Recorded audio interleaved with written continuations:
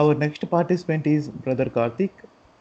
He is going to share his experiences.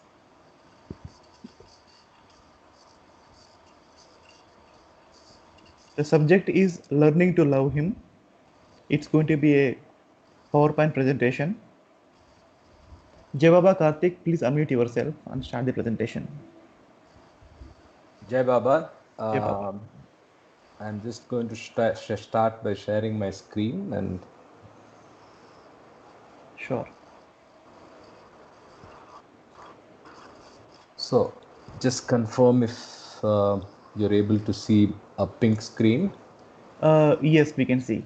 Thank you very much. We can see. Do you want to make it a full screen? Uh, Yeah, I'm not able to make it beyond this. oh, I, okay, okay. That's fine. yeah, We can see. yeah, yeah. Right. Okay. Okay. So Avatar Meher Baba ki jai. Um, Thanks for this opportunity. And I was hesitating as I didn't know what to say, and I was struggling to cover what to talk about today. And then, as it is with him, things fall in place, and he decides the content, and he is the presenter. With that spirit, I present before you what has been my journey with Baba, and I hope this can be a way to understand the way he works, and also be something that we can learn from each other, and love something that we can uncover in this long and arduous journey that we are on the path. So, just before I start, a very brief introduction about myself. I'm born in a Bangalore family, which is the traditionally a Tamil family in Bangalore, and I lost my parents very early on in my life, and I got married, and I have one son who is 14 now. We live in Bangalore, and I'm in the technology business. I'm actually working on decentralized technologies, and I run my own startup out of here and in the US. So that's about me.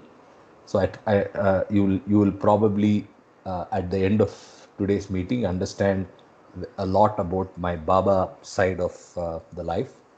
Some of these experiences, some of you who are on already on this call may be aware of in pieces, but this is kind of a summarized way that I have put it. So if you see on the screen, there's actually an iPad, and it's not without purpose that I have put it there.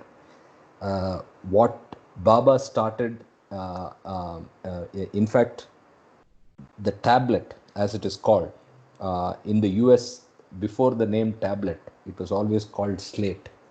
And slate immediately reminds us of Baba and his way of communicating to us. So I chose this as the way to group and present today's ideas and views of mine. Before I start again, I want to confirm that this is just my personal opinion, and I beg of Baba to forgive me if I make any misrepresentations during the course of what I say today. So the way I have grouped this presentation is I have grouped it into five, maybe six sections if you include the last as well. So the first is how I came to Baba, and I think that's an interesting story, and especially in this avatarhood, for all of us, it has been different experiences, and learning about how one came is a matter of curiosity for each other, and I'm sure everyone's way has been unique. So I will go into how I have come to Baba, and how he pushed me through the initial days to get closer and closer and begin to love him. The whole theme is how me as a drop soul is continuing to learn how to love him, right? So I'm still not there. I'm still learning the process of how to love him. So that is the theme of the presentation. The first section is, as I said, coming to Baba. The second section is as I came to him and was still struggling with the idea of conviction, there were in his infinite compassion and this gift that he has given us of intuition, a combination of both of these have made it possible for me to get umpteen reminders, right? I got reminders in my day to day life of how he is actually there every minute and how he wants to say that I have to get closer and closer and closer to him. Then the next section is going through the grind. We all have our samskaras, we all have our lives to lead. And what I have understood is it only gets complex. The life is not a bed of roses before Baba, and life is surely not a bed of roses with him. In fact, I see an intensification of everything that I have gone through in my life before coming to him. So that's going through the grind. I, along with going through the grind, which is pretty intense, and you'll see why, I also got the opportunity to interact in almost a dramatic and intensive fashion with so many people from the Baba world and visit so many places connected to Baba. And I'm thankful to him for that. And I will share some of those experiences, some of those pictures in the Visiting the Beloved section. And finally, some specific lessons and things to share that I have from a practical standpoint before signing off. So that's the focus. So we have the Baba tablet, which is going to guide us through the rest of this presentation, and we just go with his flow. So having said that, I will begin. Avatar Meher Baba ki jai. So, how did I get his blessing? So, it was in January of 2016 that I first came to Baba, and at that time, it all started like some of you may know. It started with a Tatkal ticket. So I was on in my career.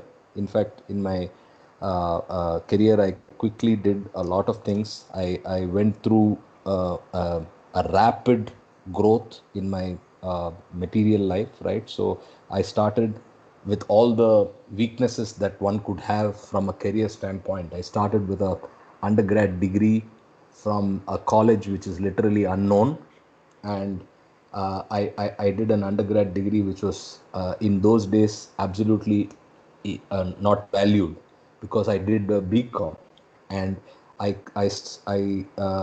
was in Bangalore. I finished my BCom, and as luck would have it, I started a career in technology of all things.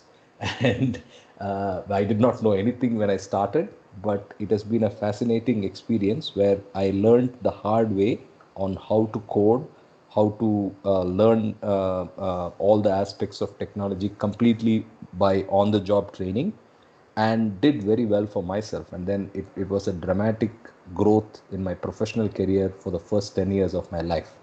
I'm happy to say that I think the degree is really irrelevant in today's world, and I am a good example of that. Those of you who would know me closely, you might have realized this. So I did a lot of things quickly from 1997, but to quote the level of motivation, I go back to something that Kama would relate to. We quoted it even in our discussions on God Speaks. So you reach a point in life where you realize that this is not everything, right? You've made money, you've got a house, you've got cars, you've been abroad. So all of them is only till the point of acquisition, right? After the acquisition, what next? And that's the point I reached in 2015. And that was a that was obviously, I did not understand what it was, but it was all by design. So I just decided, and I should be eternally thankful to my wife for letting me do it.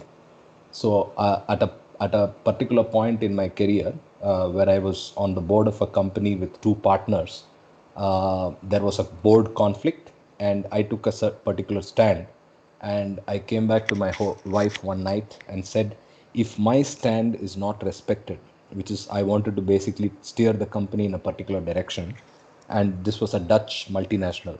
So I said, if I don't get the permission and the board consent for doing that, I am going to just give it all up. She said, what do you mean by give it all up? Then I said, well, I'm going to do stuff that is not related to the material life. She said, what do you mean? Are you all right? No. I said, no, it's not nothing about religion or spirituality. All I want to do is, I have seen people my age be on this continuous path of getting bigger and bigger and doing better and better and reach a point where in the 60s and 70s they are trying to discover their passions, discover their true nature, what excites them, and so on and so forth. And they neither have the energy nor the ability to do it with to heart's content. So I said, I need 1 year in my 30s, right, where I get to do that. And I just I told her that just wait for this board thing, and after that I want to make my call.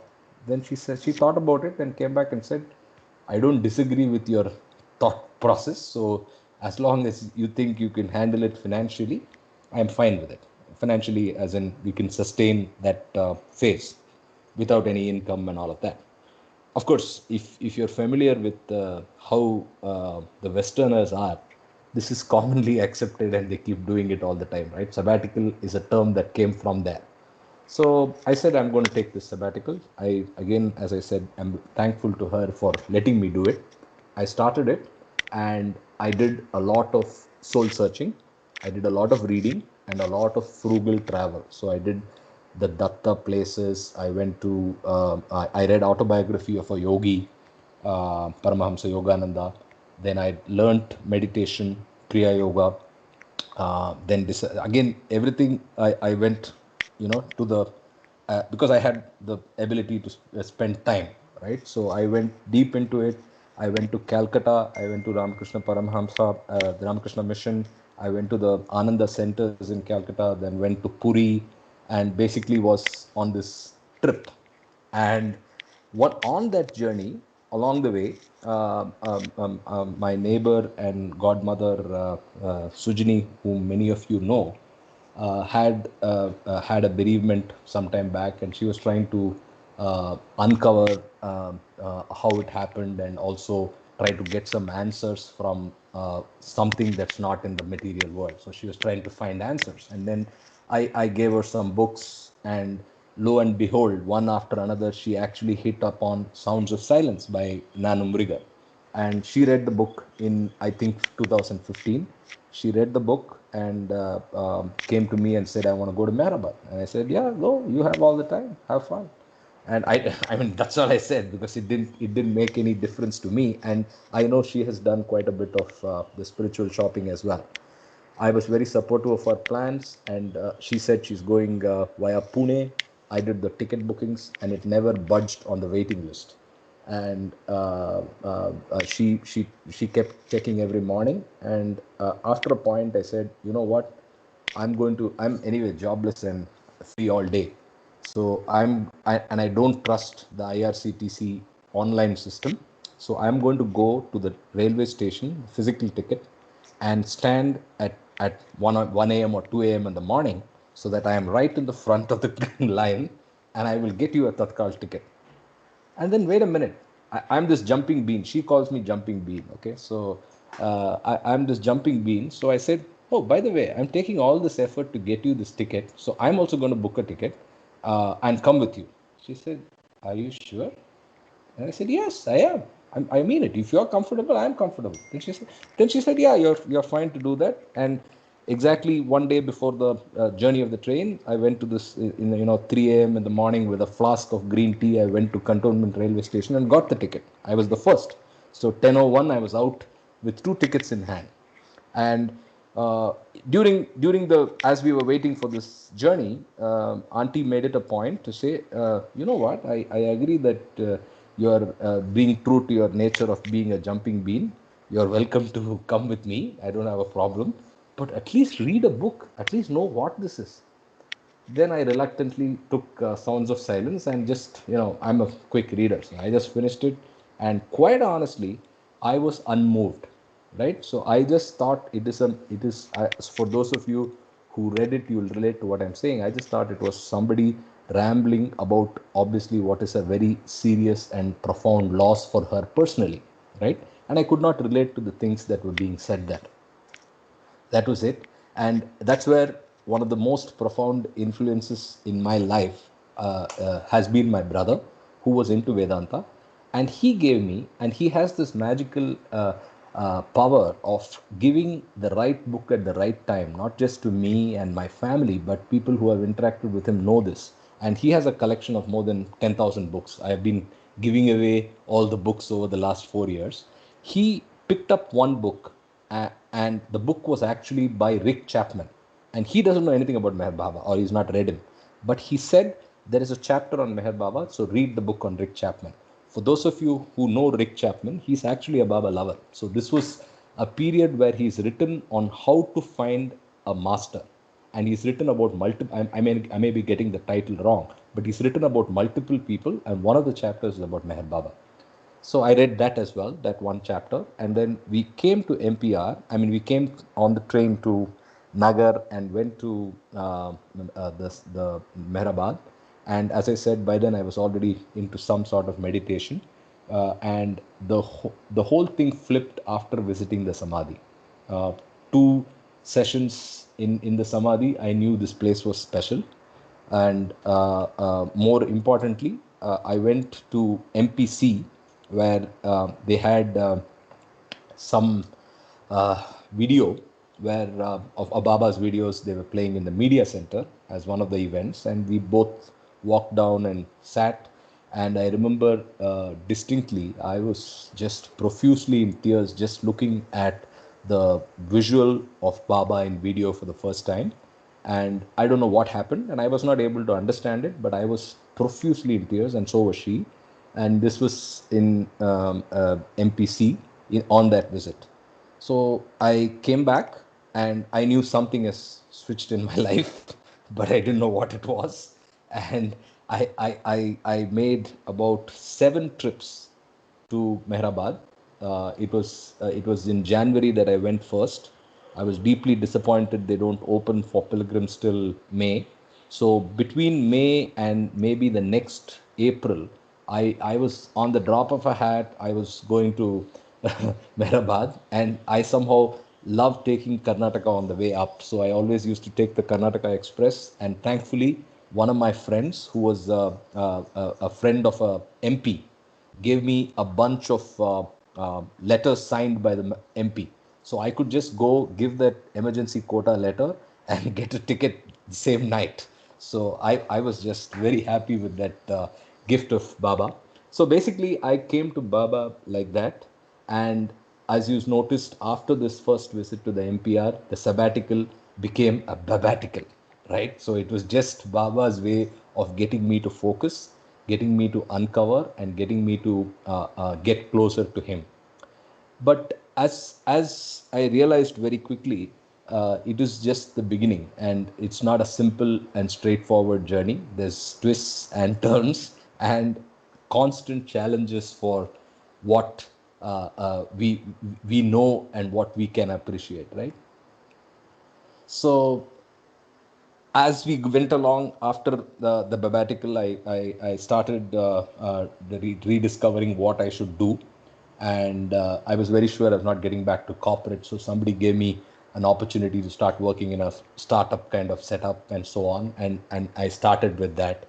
But more on that, before that, in that period of sabbatical and beyond, I had multiple experiences, as I said, which are unexplainable for many people. But for me, I know what I went through, and I'm sure that it was him giving me, as I say on the title, loud reminders of the silent kind, right? So the first thing was in one of my trips in that intense first year. I landed up in NPR, and I just started talking to people and everything. But it suddenly hit me that maybe I have joined a cult, right? Because there's something fishy about this place. And a part of me was absolutely convinced that I have been drawn into something that's some covert operation, and they're going to brainwash me and do crazy stuff, and I've just been trapped by this cult which is global and all of that. It was my mind playing games. But again, I am so moved that I have to tell you the way his compassion again answered it for me, right? So on that very trip, I met, I'll not name her, but I met a person from the US who came to Baba when she was in her 30s when I met her. I met her again in Myrtle Beach. She was in her 30s, and she's from California, and born into a very very rich family. And she came after her mother died with her father as a kid of 14 or 16. And she came directly with her father to the Samadhi. And this was obviously long, maybe in the 70s, right? So Baba, the Samadhi and Mehrabad, which was different.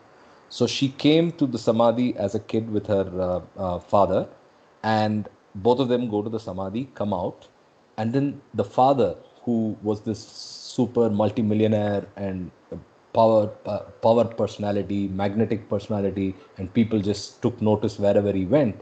This man came out of the Samadhi and started crying. So this girl was completely in shock, and over the next 24 hours, she was convinced that her father has joined a cult, and she had to get out of make sure that she had to keep her radar up, antenna up, and make sure that she doesn't become one of the cult, right? So she went through that kind of an experience for 2 days, and in fact, more than 2 days, almost till the end of the trip that she was in India. All of the time they were in Mehrabad, and she went through exactly that same experience. And she was always on her guard, not letting go of the fact that she's going to get sucked into this cult. At the end of it, she had a very, very personal and moving experience in the Samadhi, where Baba actually came out and gave her a hug, and she felt that, and that flipped for her. But the very fact that 24 hours into what I went through, I didn't even tell her that time. I only told her in Myrtle Beach, right?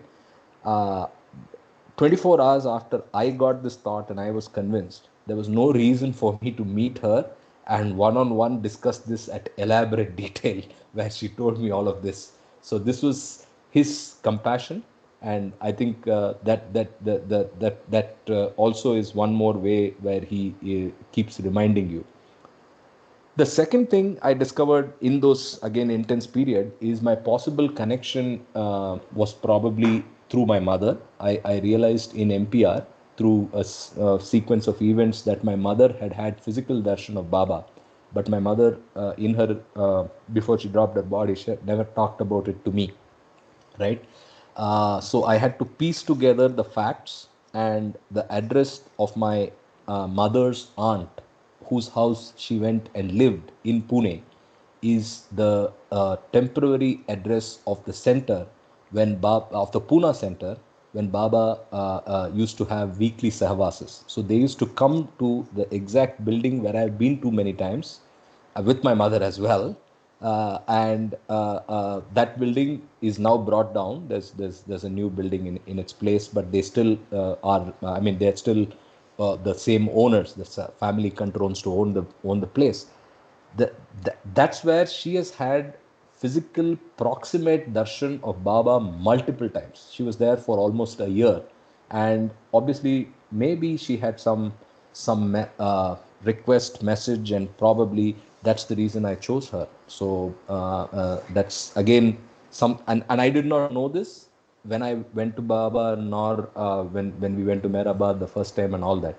And this whole thing was again hinted, right? He hints to you, he gives you the message when you're ready for it, and you have to do the hard work and figure it out. So he just introduced me to my second cousin, second cousin's classmate, who was in MPR at that time in Pune, and from Pune. And then I pieced together the rest of the evidence through Lord Meher, searching for the address and all of that, then talking to my uncle, and so on and so forth.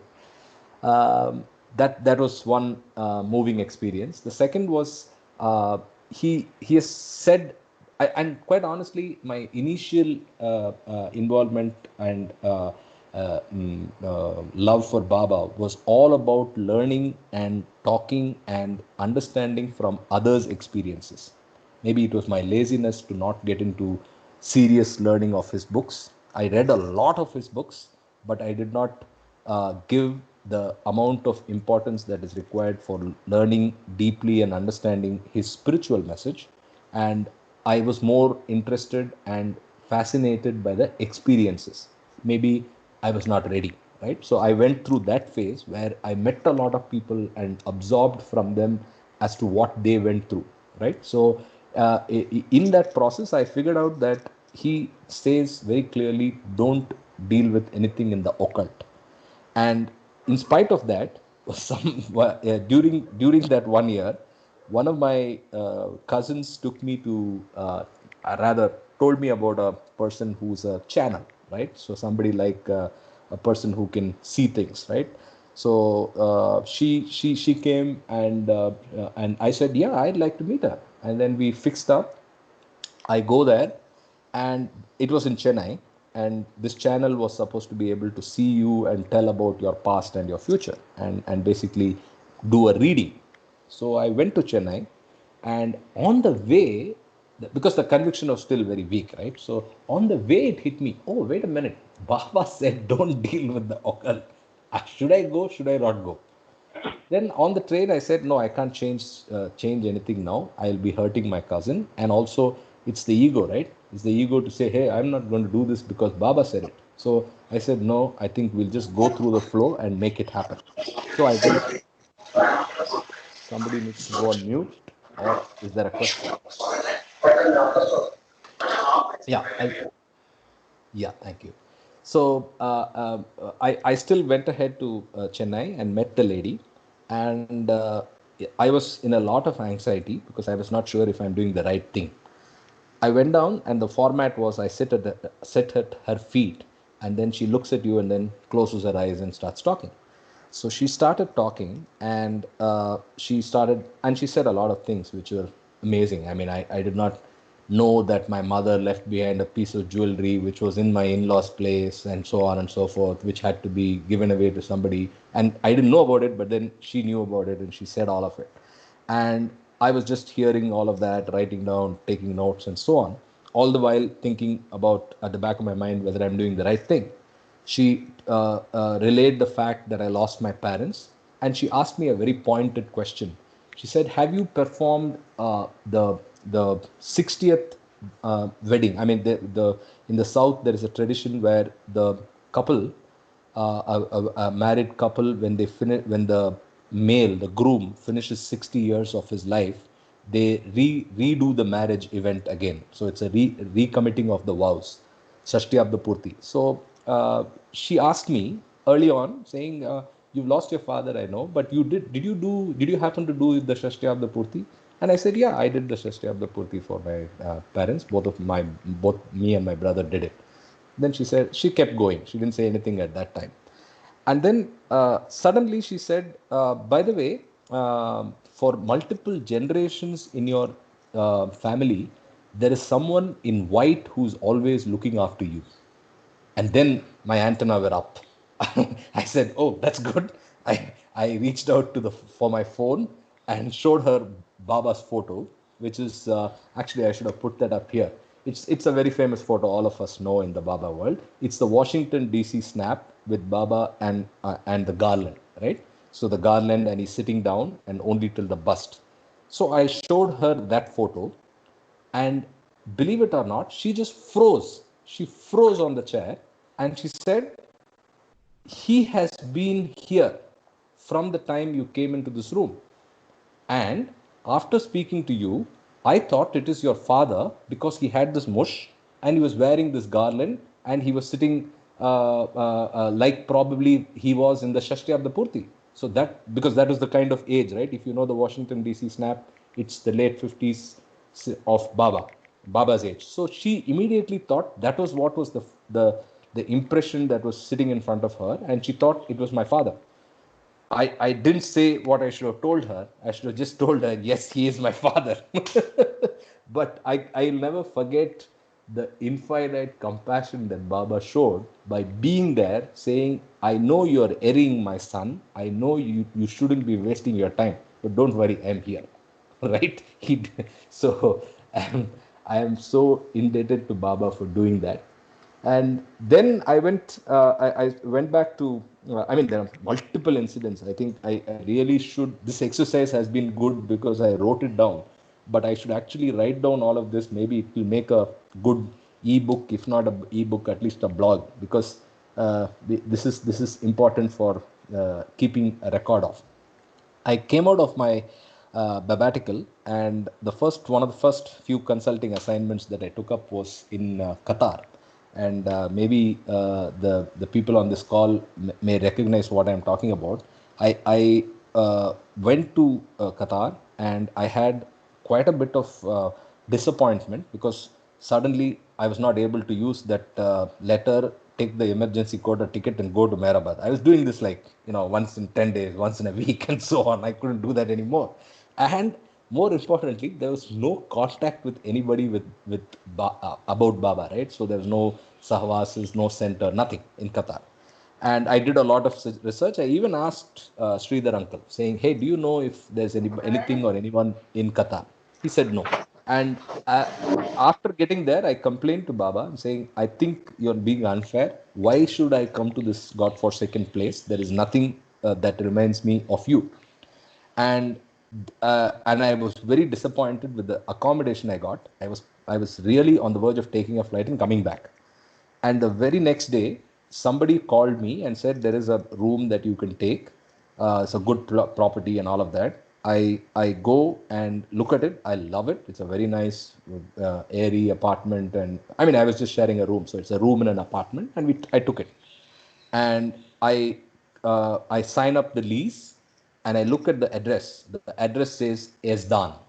Okay, so and Esdan is a real estate developer in Qatar where he has multiple buildings, and because he has multiple buildings, he is also manufacturing all the supplies required for his flats. So when you enter this apartment, you see Esdan everywhere. You see Esdan on the handle. You see Esdan on the wash basin. You see Esdan on the all the fittings were Esdan. And I was like, Baba, my God, thank you so much. So, but then we are human. So even after thanking him, I went and said, Baba, this is all great, but I still don't have the company. I need to discuss Baba. I need to read something. And then I was in that phase, and literally in a week later, somebody contacted me from Bombay and said they are coming to Qatar and they are from a Baba family. I said, great. And the coincidence doesn't end there. Somebody vacated my room, one of the rooms in my house, and this gentleman actually became a roommate. So we could spend all day together, and Baba basically shut me up. I asked for something and he gave it to me. He gave it to me in abundance. So that's some of the examples of the reminders. Now I'll go to the going through the grind, right? So what Baba does on the real life, right? The practical material life.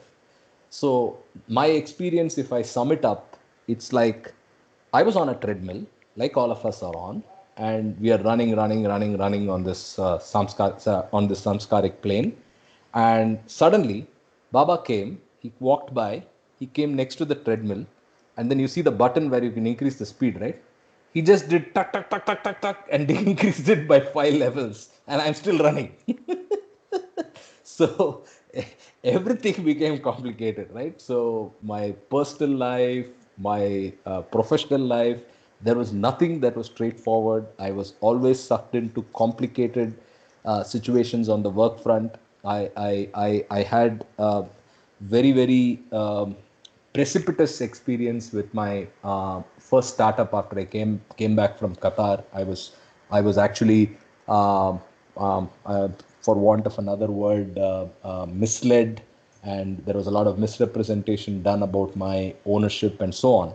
And even there, I will refer to one of my practical tips. Even there, using that practical tip, every step of the way, he led me and got me out of that situation in amicable, but more importantly, a free way where I'm able to do things without being hindered by that baggage. Uh, I don't want to get into the details, but it was again, thanks to Baba, that I was able to get out of that sticky situation.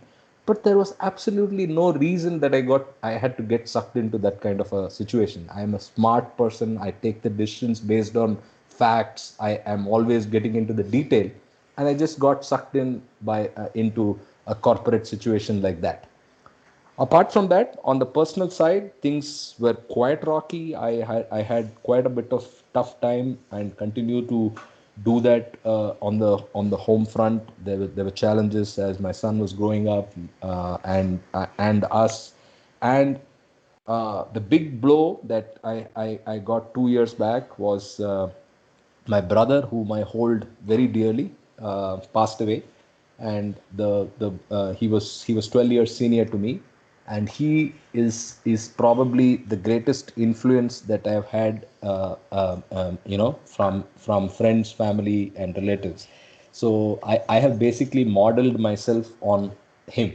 And if you very few people have met him, but he was a very smart guy. He got into Vedanta, and he never got married. He lived with us even after my parents. The family to me meant him and my wife and son.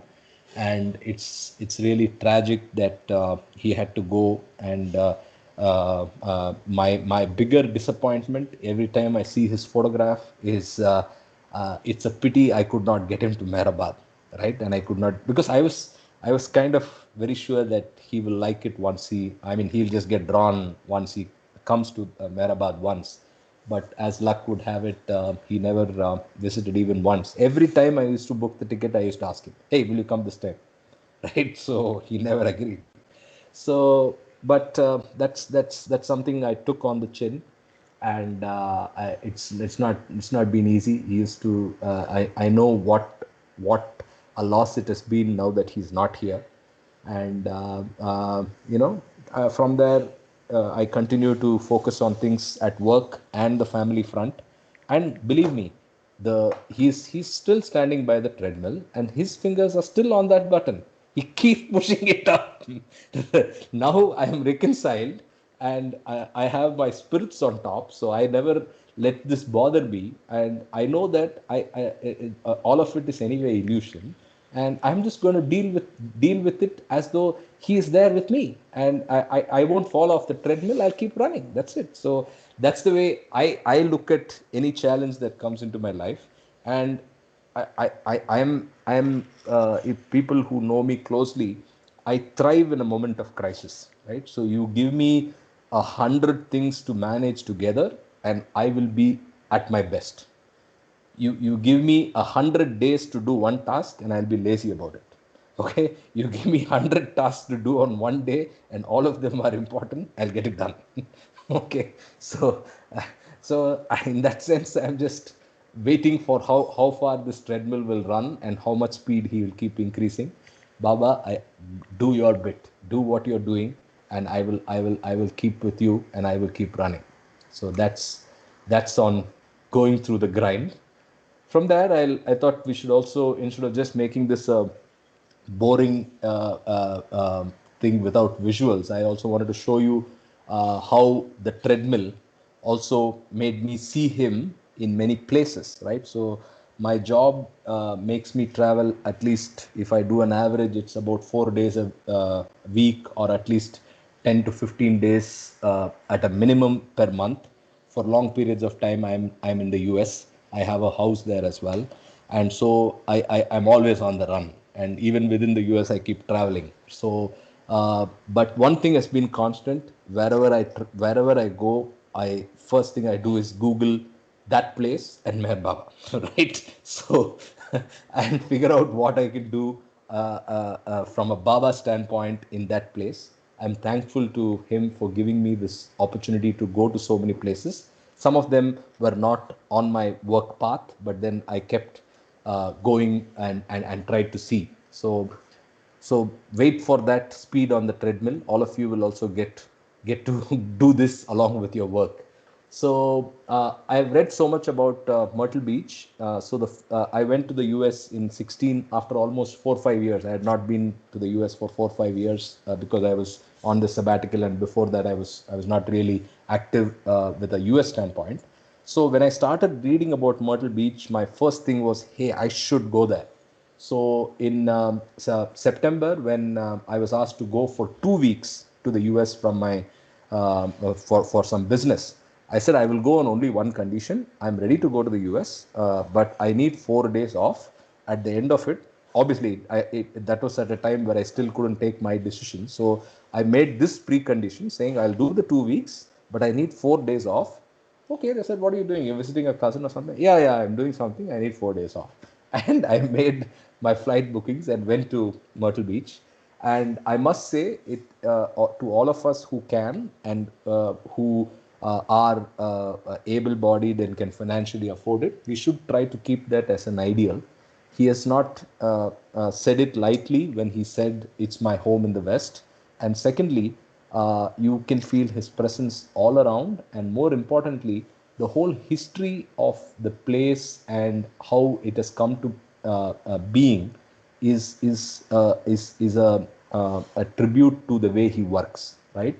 So you'll see that the bedroom that's there in do I have a photograph of that? No, I do not. The bedroom that Baba used was built to the specifications dictated by him through letters to Elizabeth from India long before he visited. Long before he visited. And the construction was two concrete walls, right? To those of you who have gone to the US, you know that they hardly use concrete. They never use concrete. It's all wooden floors, wooden walls. And Baba requested, and Elizabeth, I believe, rewrote a letter and said, are you sure you want concrete? And he said, yes. And it's two walls of concrete. So obviously, he has done some universal work from there. And if you go and sit there, you will realize that his presence is vivid, and you will all be able to connect to it very well. And it's a beautiful natural place as well. And I was drawn to it, and I try to go as often as possible. I took all my relatives from my mother's side, four families, basically four of my cousins, with a lot of elaborate planning. You know how people are in the US; they are very sticklers for time. So, with a lot of planning, I made sure that for Labor Day in 2017, we spent 3 days in Myrtle Beach. None of them are Babas, all these four families. But I have been obviously talking about Baba all the time. And I said, you should come to Myrtle Beach if you can. And I'm very glad that Baba invited them and allowed them to visit and be on his property for 4 days. All of them liked the place, and I hope someday they will also come to Baba, and it's between them and Baba. We only take it. We can only take it so far. So then on that the next trip, I also went to Meher Mount. This is a place in Mount Ojai, California, and this again was personally visited by Baba. And again, I spent a lot of time researching these visits before going there. So for those of you who have been here, it's all about a tree under which Baba meditated, and the tree that has withstood the ravages of time since that event. So there's been fires that have destroyed the whole area, but that one tree survives every time. And obviously there is a small center, and the whole area is spiritually very significant. Everybody from Deepak Chopra to all the yoga gurus and spiritual masters of the modern West are all at Mount Ojai. and I drove there for almost like 10 hours because I was very far away, but I still made it a point. I enjoyed that visit. And what you see on the middle two pictures are the way to the tree. And I don't have a good picture of the tree, but you can actually Google it up. It's Baba's tree, Mount Ohai, and you'll see it. I'm not able to, yes. So maybe it's not very clear, but there's one message that I got there, that I love you more than you can ever love yourself. That's the message that I got in a fortune cookie there. And that's again, if you say it could go to the category of a hint, but I leave that to your imagination. I will never forget the message that I got there. So also in 16, I had a rush trip to London after a long time. Again, I have not been traveling to London for since then. But because I went there, I went to both the centers, and I had a magical experience which I will never forget in Don Stevens' bedroom. And I did not know that it was the bedroom where he's had all the intuitions and the most of the writings around and after God Speaks. So I went and actually meditated because I was drawn by that place, and that's the place in the middle. In the photographs that you see here, the middle one is the bedroom, and I was led there by Agnes, who was not very talkative, and she was just walking me through the place. There was nobody else in the center, and so I just gestured and said, "Can I sit?" She let me sit and meditate for some time, and then I went back to meet her in the main area, and then I said, "This place was what was that place?"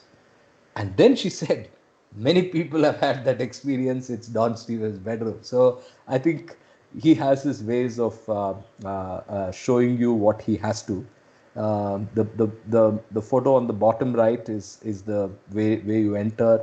They have an archival center. The bottom two pictures are about that archival center. And the pink coat was gifted actually by Pete Townsend to the center, and it's preserved with all the care. And that's the one on the left. And of course, you will feel Baba's presence powerfully. So from there, in September, I also went to a small group and had a very nice time at Pennsylvania. There are small groups all over the US. So I keep interacting with these groups, writing them emails, or finding out if they have events, and I actually joined. And all of these, I think, have given me a better understanding of how different people come to him. And as I said, I was more excited by that at that phase, and now I'm more interested in the learning. I'll get to that in a bit. So that was Pennsylvania. Then I'm very, very happy that I took the initiative and did this plan, and I have to thank Nageshwar Rao Garu for helping me plan this, and Ponnaganti Vishwanathan, both of whom you see on the photo there, because I just had work to do in Vishakhapatnam, and I've been reading about Baba and his impact on Andhra, and I wanted to research this firsthand. So I actually planned a tour of 8 different places in the East Godavari district and covered it over a period of 4 days. It was a fascinating experience. And again, those of us who have the time and who can afford it should go and see this, just to see the impact that just 2 visits of Baba have had on generations of people, and the depth and the conviction and the presence of Baba in each of these places is amazing, right? And only if you see this will you have a greater appreciation of the importance Baba gave to Andhra, and you will see it firsthand when you go there. So there was the small sahvas as well, and it was a great experience visiting Kovur. Kovur was the first statue approved by Baba. Then there was also a little sahvas in Vishakhapatnam, and overall, I think I will never forget those 4 days. It was a magical, special experience, tailor made and ordered by Baba.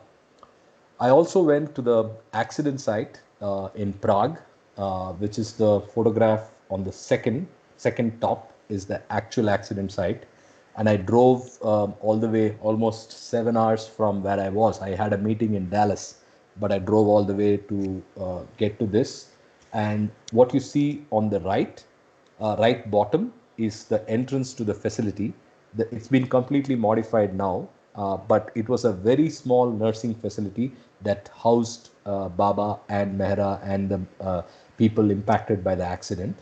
What you see in the top right, which is like a room, office room, is an office room of a doctor today, but that was exactly the place where Baba was kept, and that was the ward, as it were.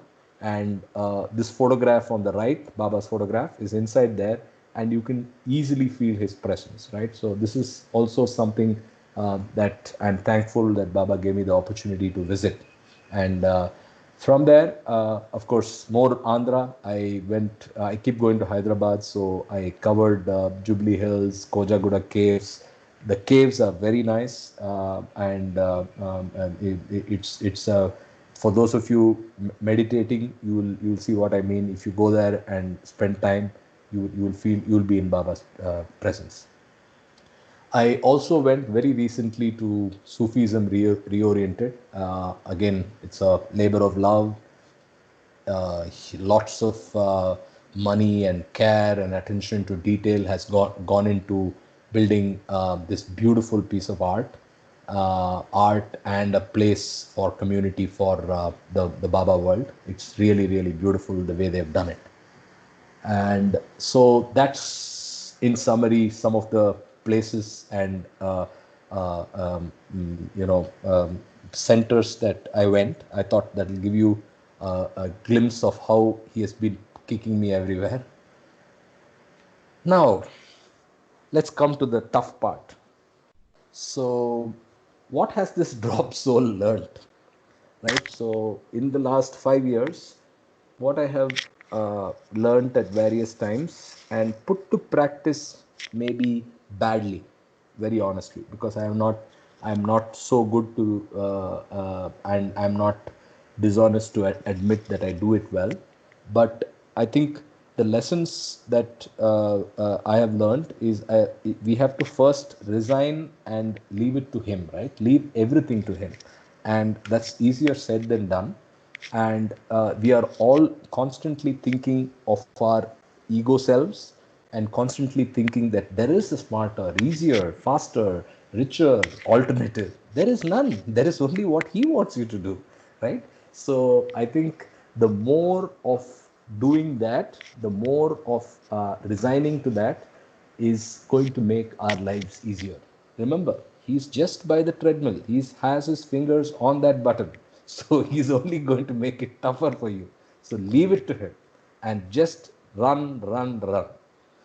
And the other thing, which is a practical technique I use in day-to-day life, more often I did that well in the early days. I'm trying to bring it back in every aspect.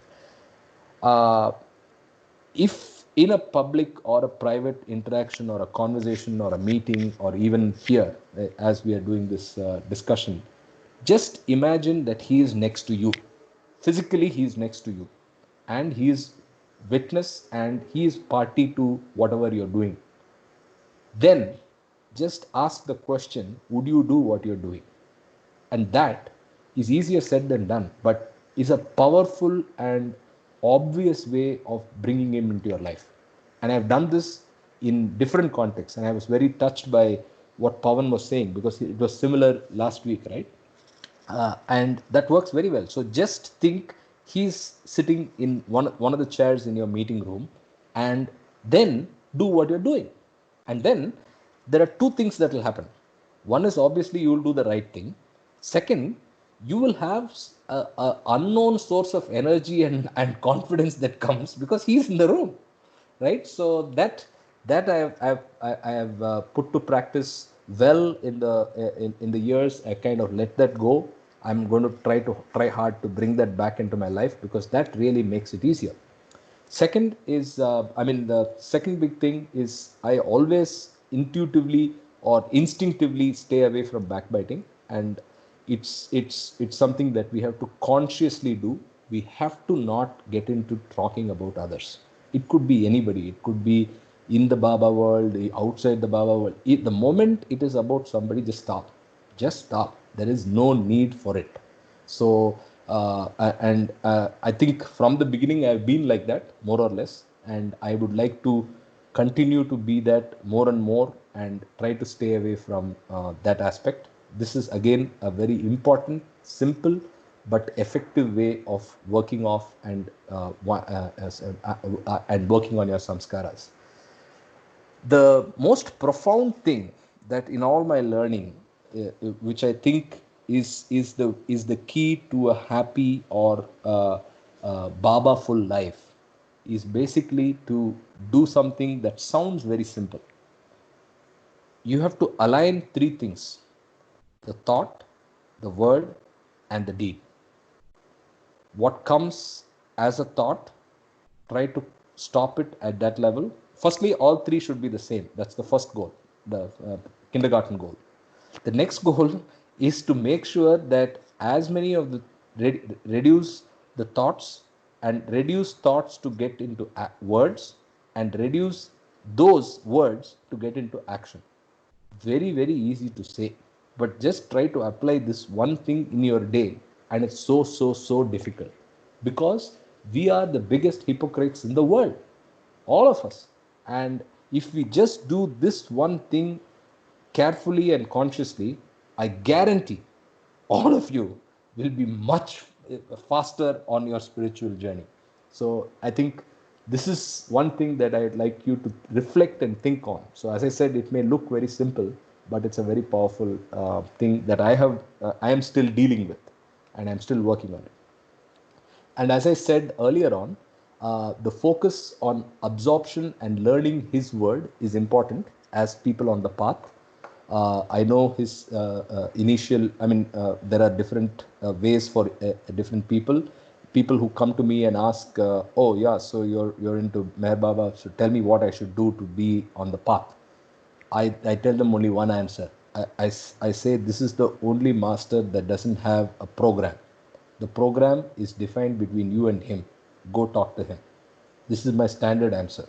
And if they ask, I reluctantly give my comments on different books, which I have read, and that's it.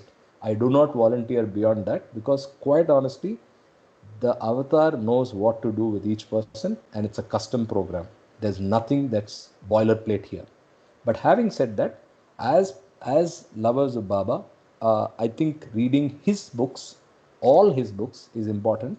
And I'm thankful to something that started as brief conversations in Mehrabad in early March, and got crystallized into a study group in Calcutta Sahwas, has now become so effective, and something I look forward every morning, where all of us and Baba are learning together on his word. So we have been doing this for all the period of lockdown. So thank you very much, COVID. COVID has helped me find time on a daily basis for this, and I'm thinking hard how to sustain this even beyond the lockdown, right? To get that 1 hour of time, and this is a lot of preparation before and after, and but it charges my day, and the thoughts and learnings that I have are constantly at the back of my mind. So I think all of us should use the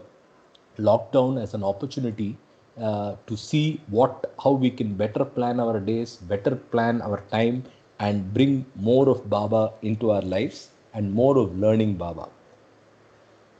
With that, I go to, how are we doing on time? I'm good on time. So with that, I go to the last section, which is basically signing off, where I will use something I heard from Colonel Chibber, who actually did a program as well, saying it's time to not love Baba, but to live Baba. That's a theme that he likes very much.